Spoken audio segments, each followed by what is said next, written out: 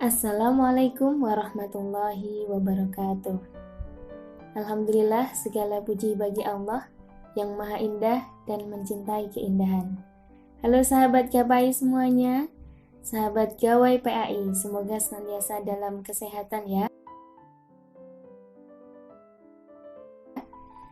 Alhamdulillah, pada kesempatan kali ini kita berjumpa kembali dan kita akan bersama membicarakan tentang materi Akidah Akhlak kelas 12 Madrasah Aliyah.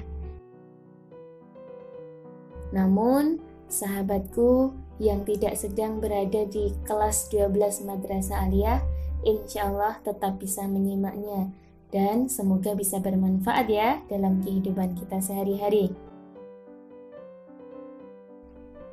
Ini adalah kompetensi dasar 3.1, yaitu menganalisis makna dan upaya meneladani Asmaul Husna, Al-Afu, Ar-Razzaq, Al-Malik, Al-Hasib, Al-Hadi, Al-Khaliq, dan Al-Hakim. Langsung saja ya, kita akan membicarakan tentang yaitu cerminan dan nilai mulia Asmaul Husna, Al-Hasib, Al-Hadi, Al-Khaliq, dan Al-Hakim.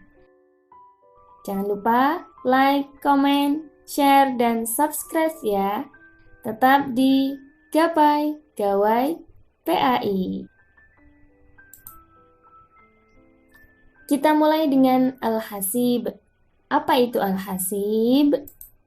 Ya, Al-Hasib adalah merupakan nama dari ke-41 Asmaul Husna, mempunyai arti menghitung dan mencukupkan.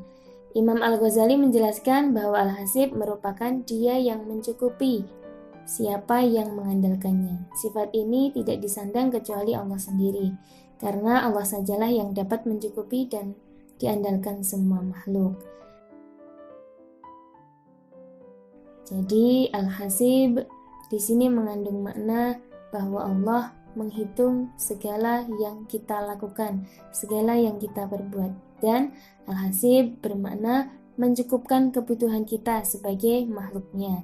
Kita sebagai ciptaan Allah, tentu Allah yang akan mencukupi kita dan semua makhluk yang ada di alam semesta ini. Dalam Al-Quran, kata Al-Hasib dapat ditemukan pada 4 ayat dengan rincian 3 ayat merujuk pada Allah, sedangkan 1 ayat merujuk pada manusia. Ini nanti bisa kita pelajari dan kita simak ya. Ada dalam Al-Quran surah An-Nisa ayat 86 dan ayat 6 dan juga Al-Ahzab ayat 39. Kemudian 1 ayat merujuk kepada manusia yang dapat ditemukan pada Al-Quran surah Al-Isra ayat 14. Nah, dari Asmaul Husna Al-Hasib ini kita bisa mengambil makna. Lebih singkatnya ya, yaitu meyakini bahwa hanya Allah yang memberi kecukupan dan membuat perhitungan. Kita sebagai makhluk Allah tidak perlu khawatir akan kekurangan, karena Allah yang akan mencukupi kita.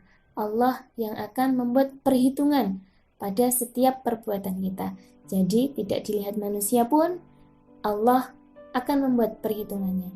Bahkan sebesar biji zarah, biji sawi pun Allah akan membalasnya, akan memberi perhitungannya, baik itu perbuatan yang baik ataupun yang buruk. Maka kita harus senantiasa ingat bahwa Allah maha memberi perhitungan terhadap apa yang kita lakukan. Kemudian yang kedua, yaitu mengevaluasi diri secara konsisten atau melakukan introspeksi untuk menjadikan Allah sebagai tujuan hidup, karena kita yakin Allah mengetahui, Allah mencatat, maka kita harus konsisten melakukan perbuatan-perbuatan yang sekiranya bermanfaat dan melakukan introspeksi apakah perbuatan kita itu ada yang kurang, ada yang salah, ada yang belum maksimal, maka kita harus senantiasa membenahinya.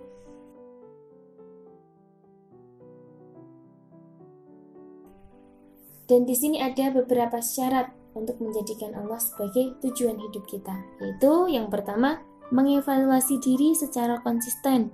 Kita harus evaluasi apa yang kurang, apa yang belum sesuai, tapi juga mengevaluasi diri. Ini tidak hanya diri sendiri, kita juga bisa minta bantuan kepada orang lain untuk mengevaluasi diri kita. Selanjutnya yaitu mencari hakikat manusia dalam kehidupan. Itu tadi, maka kita harus mengetahui mengapa kita dalam kehidupan ini, apa tugas kita, dan mengapa kita melakukan sesuatu. Dan yakinlah bahwa setiap perbuatan kita itu ada perhitungannya di sisi Allah Subhanahu wa Ta'ala, dan Allah Maha melihat, Maha menghitung apa yang kita lakukan. Yang ketiga yaitu meyakini alam raya dalam perhitungan akhirat.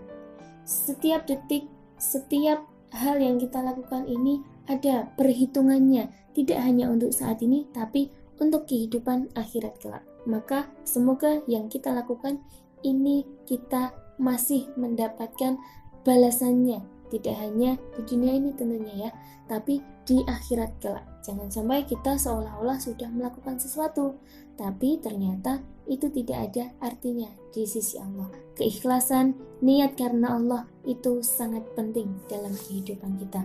Semoga perhitungan-perhitungan itu kita mendapatkan balasan tidak hanya di dunia, tapi juga kelak kita masih mempunyai tabungan untuk mendapat balasan di yaumil akhir.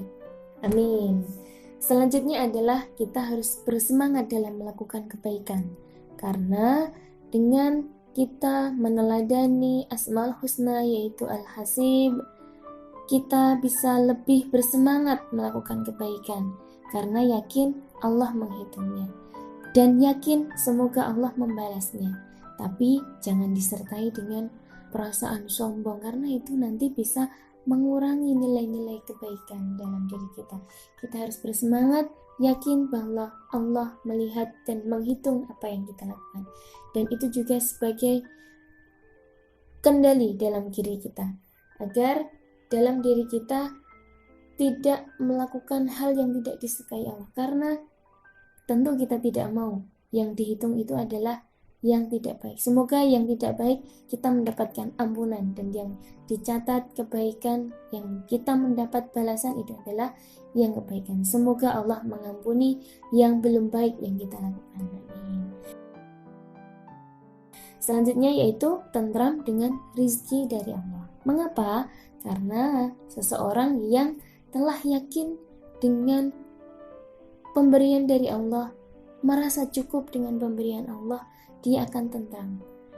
Allah telah menjamin rizki hambanya, rizki semua makhluk, tidak perlu khawatir.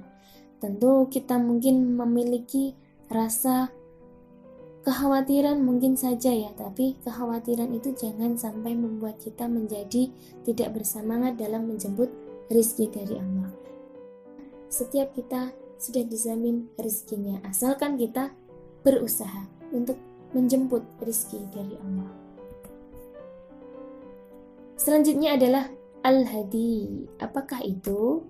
Al-Hadi di sini dibahas yang merupakan nama Asmaul Husna yang ke-94. Kata Al-Hadi berakar dari huruf Ha, Dal, dan Ya. Berarti tampil ke depan untuk memberi petunjuk dan menyampaikan dengan lemah lembut. Imam Al-Ghazali menjelaskan makna Al-Hadi berarti dia maha memberikan petunjuk kepada makhluknya untuk mengenal dirinya.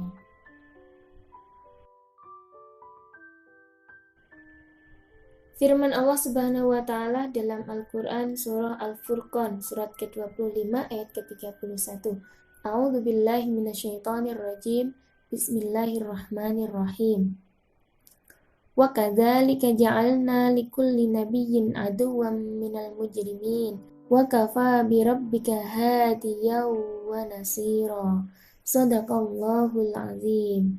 Dan seperti itulah telah kami adakan bagi tiap-tiap nabi musuh dari orang-orang yang berdosa, dan cukuplah Tuhan memberi petunjuk dan penolong. Wa kafa bi rabbika hadiyan wa nasira. Cukuplah Allah sebagai pemberi petunjuk dan penolong.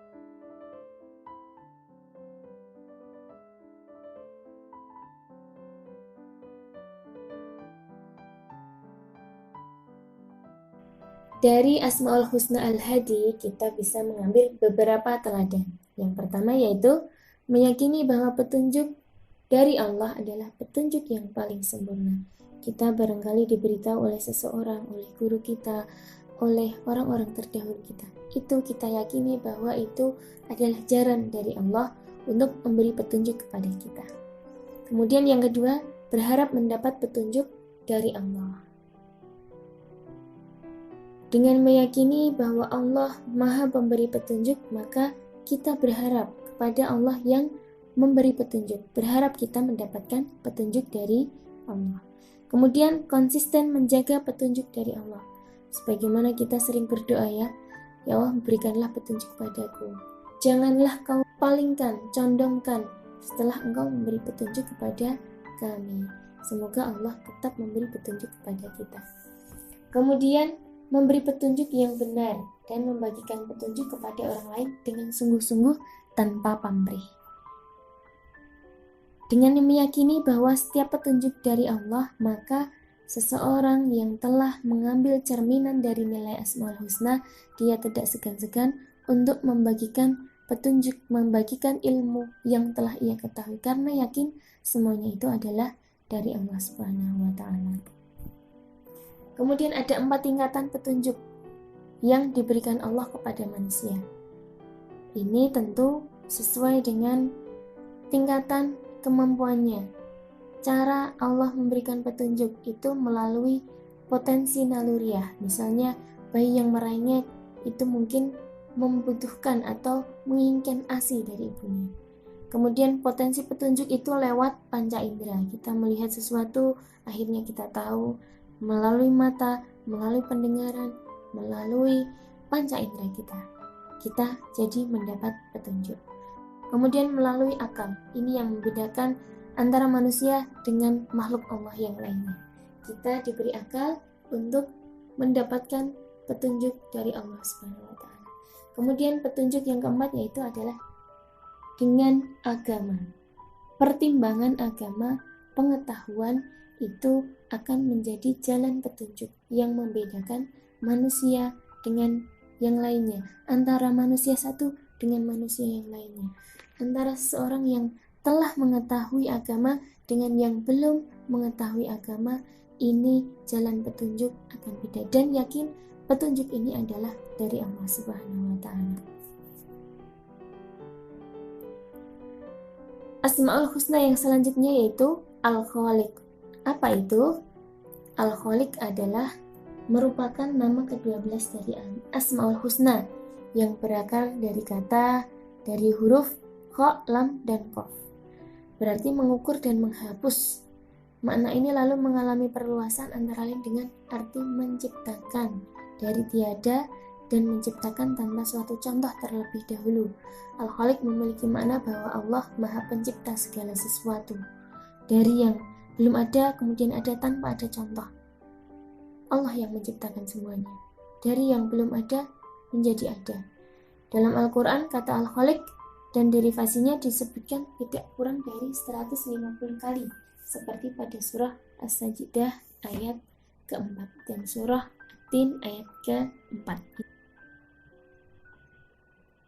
Kemudian Al-Quran surah Az-Zumar ayat ke-62, Allah berfirman, A'udzubillahi minasyaitonirrajim, Bismillahirrahmanirrahim. Allahu khaliqu kulli syai' wa huwa ala kulli syai'in wakil. Shadaqallahul azim. Allah Maha Pencipta segala sesuatu dan Dia Maha Pemelihara atas segala sesuatu. Allah yang menciptakan, Allah yang memelihara.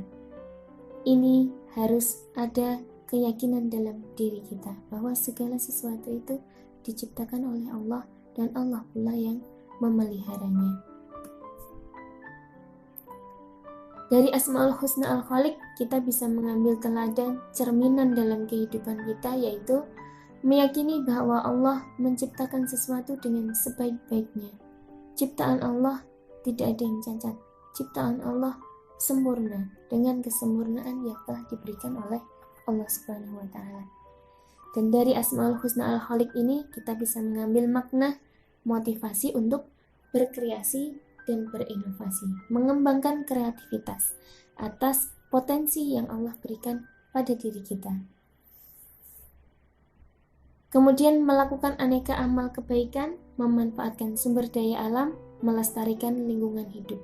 Dengan ciptaan Allah yang begitu indahnya, begitu banyaknya, bahkan kita tidak bisa menghitungnya sama sekali, itu diciptakan bagi manusia untuk bisa mengembangkannya, menjaganya, berinovasi, menciptakan sesuatu yang bermanfaat. Dan sumber dari semuanya itu adalah Allah Al-Khaliq, Allah yang menciptakan. Dan ketika seseorang telah berkreasi, berinovasi, itu tidak boleh lepas dan tidak boleh menyombongkan. Semua bersumber kepada Al-Khaliq. Kemampuan manusia untuk berkreasi, berinovasi harus senantiasa ditancapkan dalam dirinya bahwa awal dari semuanya ini adalah dari Allah Subhanahu wa Ta'ala. Selanjutnya adalah Al-Hakim. Apa itu? Yaitu merupakan nama ke-47 dari 99 Asmaul Husna yang berakar dari huruf Ha, Kaf, dan Mim yang berarti bijaksana. Nama Al-Hakim menunjukkan bahwa Allah Maha Bijaksana atas segala sesuatu. Dengan kebijaksanaannya Allah memberikan manfaat dan kemudahan makhluknya, atau menghalanginya dan menghindarkan terjadinya kesulitan bagi makhluknya. Tidak ada keraguan dan kebimbangan dalam segala perintah dan larangannya. Imam Al-Ghazali menjelaskan Al-Hakim dalam arti pengetahuan akan sesuatu yang paling utama, karena dia mengetahui ilmu yang abadi dan hanya dia yang mengetahui wujud yang mulia. Dalam Al-Quran, Al-Hakim disebutkan 97 kali. Seseorang bisa memperoleh kebijaksanaan apabila ia mempunyai pengetahuan yang luas, sehingga dia bisa mengeluarkan kebijaksanaan, dan itu sumbernya adalah dari Allah Al-Hakim. Firman Allah Subhanahu wa Ta'ala dalam Al-Quran surah Al-Baqarah ayat 269. A'udzu billahi minasyaitonir rajim. Bismillahirrahmanirrahim. Yu'til hikmata man yasha' wa may yu'tal hikmata faqad utiya khairan katsira wa may yadhakkaru illa ulul albab. Shadaqallahul azim. Dan dia menganugerahkan hikmah kepada siapa yang dikehendaki. Barang siapa diberi hikmah, sesungguhnya dia telah diberi kebaikan yang banyak, dan tidak ada yang dapat mengambil pelajaran kecuali orang-orang yang mempunyai akal sehat. Dari Asmaul Husna Al-Hakim bisa kita ambil pelajaran, yaitu meyakini bahwa Allah Maha Bijaksana atas segala sesuatu. Berilmu pengetahuan, bersifat bijaksana, berpikir untuk kemaslahatan, dan bersikap adil. Seseorang yang telah meneladani sifat Al-Hakim, dia tidak gegabah, dia tidak ceroboh. Dia akan memutuskan segala sesuatu demi kebijaksanaan, untuk kemaslahatan dan adil. Adil tidak harus sama, tapi adil adalah sesuai dengan porsinya. Ketika menghadapi sesuatu, dia memiliki kebijaksanaan. Untuk menunjukkan cerminan pada kata Al-Hakim, kita harus profesional pada cabang ilmu pengetahuan tertentu. Lalu kita mengintegrasikan dalam cabang yang lainnya. Untuk bersikap profesional, kita memerlukan motivasi-motivasi yang dapat menunjang tingkat keprofesionalan seseorang. Motivasinya adalah bersungguh-sungguh dan teliti dalam mengerjakan sesuatu, pantang menyerah atas hasil yang buruk, tetap mencoba memperbaikinya, mengejar hasil yang lebih baik, selalu mengevaluasi proses dan hasil yang telah lalu. Ini kebijaksanaan. Dia tidak gegabah, dia tidak ceroboh, dan dia pula mengakui kekurangan pada masa lalu untuk diperbaiki pada masa yang akan datang. Demikian pembahasan kita tentang Asmaul Husna yang telah kita bahas tadi. Semoga bermanfaat dan tetap setia bersama channel ini di Gawai PAI. Kita belajar PAI, Pendidikan Agama Islam bersama-sama di channel ini. Terima kasih dan sampai jumpa di materi-materi selanjutnya. Wassalamualaikum warahmatullahi wabarakatuh.